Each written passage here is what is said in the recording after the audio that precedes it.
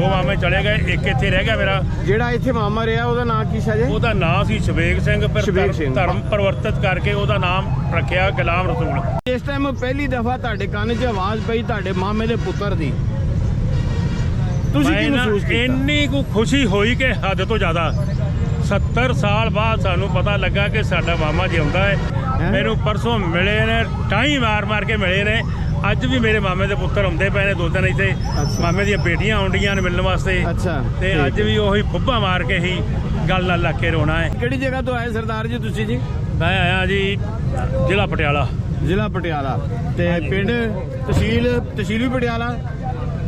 ਤਹਿਸੀਲ ਪਟਿਆਲਾ, ਜ਼ਿਲ੍ਹਾ ਪਟਿਆਲਾ, ਪਿੰਡ ਮੋਲਗੜ੍ਹ ਮੇਰਾ। ਮੋਲਗੜ੍ਹ ਨਿਸ਼ਾਨ ਸਿੰਘ ਵਿਰਕ। ਅੱਛਾ। ਮੇਰਾ ਪਿੰਡ ਇੱਥੇ ਵੇ ਮੁਦਕੇ ਸ਼ੇਖਪੁਰੇ ਦੇ ਵਿੱਚ।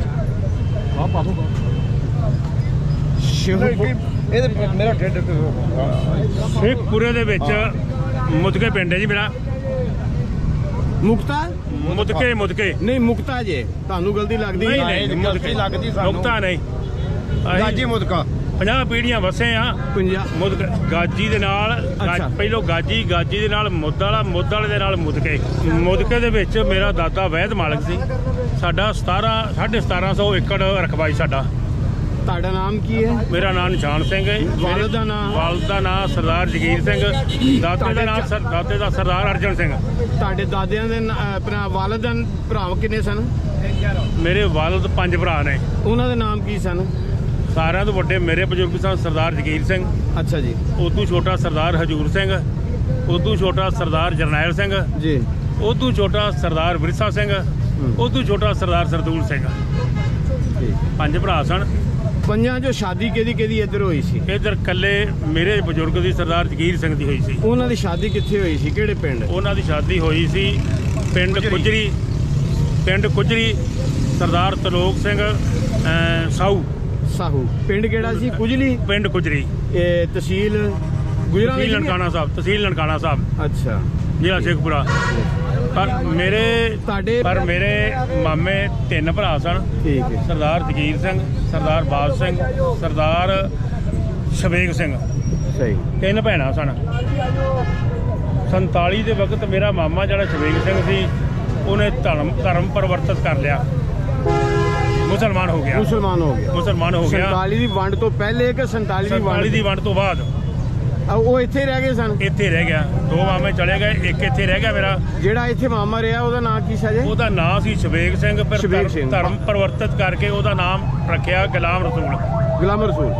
ਉਹਨਾਂ ਦੇ ਧਰਮ ਪਰਿਵਰਤਨ ਜਿਹੜਾ ਮਜ਼ਹਬ ਦੀ ਤਬਦੀਲੀ ਦੀ ਵਜ੍ਹਾ ਕੀ ਬਣੀ? ਇੱਥੇ ਰਹਿਣ ਦੀ ਵਜ੍ਹਾ ਕੀ ਬਣੀ? ਪਹਿਲੇ ਇੱਥੇ ਰਹਿਣ ਦੀ ਵਜ੍ਹਾ ਬਾਕੀ ਚਲੇ ਗਏ ਸਨ, ਉਹ ਇਕੱਲੇ ਰਹਿ ਗਏ। ਅਗਰ ਜੇ ਧਰਮ ਪਰਿਵਰਤਿਤ ਨਹੀਂ ਹਨ ਕਰਦੇ ਤਾਂ ਉਹਨਾਂ ਨੂੰ ਮਾਰਦੇ ਸਨ। ਬਾਕੀ ਚਲੇ ਗਏ, ਉਹਨਾਂ ਨੂੰ ਕਿਉਂ ਨਹੀਂ ਜਾਣ ਦਿੱਤਾ? ਉਹ ਘਰ ਨਹੀਂ ਸਨ, ਕਿਤੇ ਬਾਹਰ ਗਏ ਸਨ।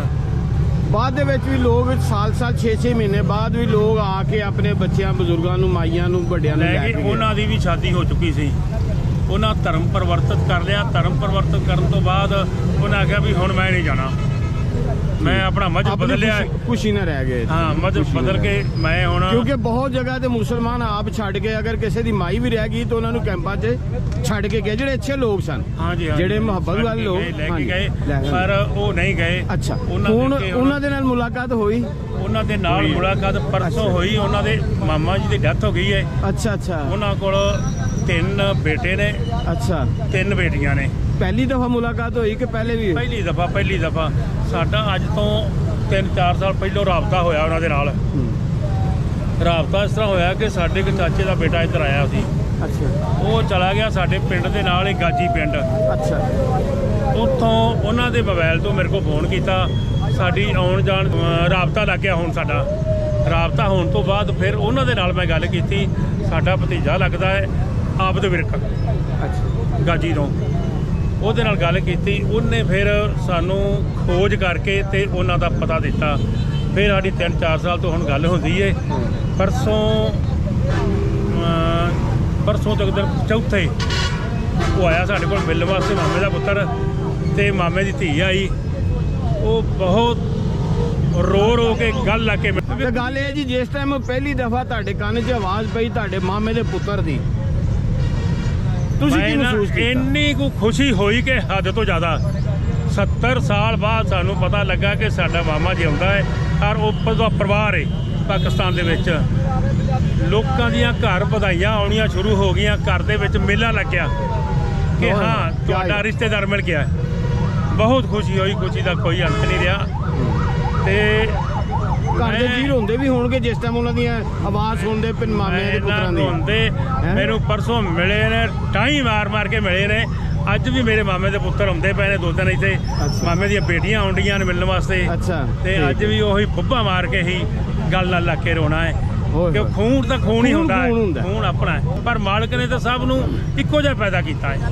ਪਾਕਿਸਤਾਨ ਦੇ ਵਿੱਚ ਆ ਕੇ ਜਿਸ ਟਾਈਮ ਤੁਸੀਂ ਤੁਹਾਡੀ ਪਹਿਲੀ ਫੇਰੀ ਹੋਈ, ਪਹਿਲੀ ਤੁਸੀਂ ਕੀ ਮਹਿਸੂਸ ਕੀਤਾ ਸਰਹੱਦ ਪਾਰ ਲੰਘਾ ਗਏ? ਮੈਨੂੰ ਬਹੁਤ ਵਧੀਆ ਲੱਗਾ ਹੈ ਕਿ ਇਹਨਾਂ ਤੁਹਾਡੇ ਪਾਕਿਸਤਾਨ ਦੇ ਲੋਕਾਂ ਨੇ ਇੰਨਾ ਕੁ ਮਾਣ ਸਨਮਾਨ ਸਾਡਾ ਕੀਤਾ ਹੈ, ਕੁਝ ਬਿਆਨ ਨਹੀਂ ਕਰ ਸਕਦੇ ਅਸੀਂ।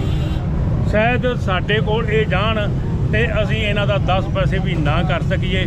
ਸਾਨੂੰ ਆਉਂਦਿਆਂ ਅੱਗੋਂ ਹੱਥਾਂ ਦੇ ਉੱਤੇ ਚੁੱਕ ਲਿਆ ਹੈ ਤੇ ਏਡੀ ਖੁਸ਼ੀ ਹੋਈ ਹੈ ਕਿ ਜਿਹਦਾ ਬਿਆਨ ਨਹੀਂ ਕਰ ਸਕਦੇ ਅਸੀਂ। ਇਹਦਾ ਮਤਲਬ 47 ਦੀ ਵੰਡ ਤੋਂ ਪਹਿਲੇ ਵੀ ਭਾਜੀ ਪਿਆਰ ਸੀ। ਕੁਝ ਲੋਕਾਂ ਨੇ ਸ਼ਰਾਰਤ ਕੀਤੀ, ਬਦਅਮਨੀ ਫੈਲਾਤੀ, ਇੱਕ ਖਿੱਤੇ ਦੇ ਤੇ ਇੱਕ ਮਾਂ ਦੇ ਪੁੱਤਰਾਂ ਨੂੰ ਜਿਹੜਾ ਨਾ ਆਪਸ ਚ ਲੜਾਤਾ। ਉਹੀ ਖੂਨ, ਉਹੀ ਖੂਨ। ਮੈਂ ਸਿੱਖ ਹਾਂ, ਮੇਰਾ ਭਰਾ ਮੁਸਲਮਾਨ ਹੈ, ਖੂਨ ਤਾਂ ਇੱਕ ਹੈ ਸਾਡਾ। ਪਰ ਇਹ ਸਰਕਾਰਾਂ ਦੇ ਰੌਲਿਆਂ ਕਰਕੇ ਜੋ ਹੋਇਆ, ਪਰ ਇਹਦੇ ਵਿੱਚ ਕੁਝ ਨਹੀਂ ਅਸੀਂ ਕਰ